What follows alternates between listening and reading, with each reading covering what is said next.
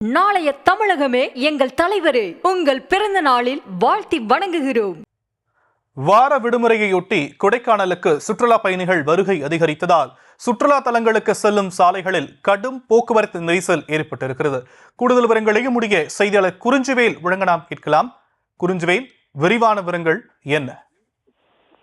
நிச்சயமாக சாம், மழைநீர் இளவரசி என அழைக்கப்படும் கொடைக்கானலுக்கு தமிழகம், கேரளா, ஆந்திரா, கர்நாடகா போன்ற பல்வேறு வெளிமாநிலங்களிலிருந்து சுற்றுலா பயணிகள் வருவது வழக்கமான ஒன்றாக இருந்து வருகிறது. இந்த நிலையில் இன்று வார இறுதி நாள் என்று என்பதால் சுற்றுலா பயணி வரை இன்று காலை முதலே அதிகமாக காணப்பட்டது. குறிப்பாக இங்குள்ள சுற்றுலா தலங்களான பிரெயின் பூங்கா, கோக்கஸ் வாக், ரோஜா தோட்டம், குணா குகை, பசுமை பள்ளத்தாக்கு, பைன் மரக்காடுகள், மோயர் சதுக்கம் ஆகிய இடங்களில் சுற்றுலா பயணிகள் கூட்டம் அதிகமாக காணப்பட்டது. மேலும் இங்குள்ள இயற்கை அழகை கண்டு ரசித்தும் புகைப்படம் எடுத்தும் சுற்றுலா பயணிகள் மகிழ்ச்சி அடைந்து வருகின்றனர்.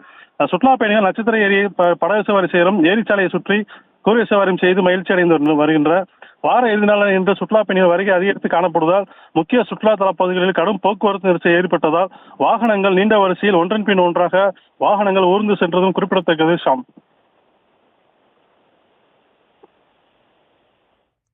விரிவான விவரங்களுக்கு நன்றி குறிஞ்சிவேல். நாளைய தமிழகமே எங்கள் தலைவரே, உங்கள் பிறந்த நாளில் வாழ்த்தி வணங்குகிறோம்.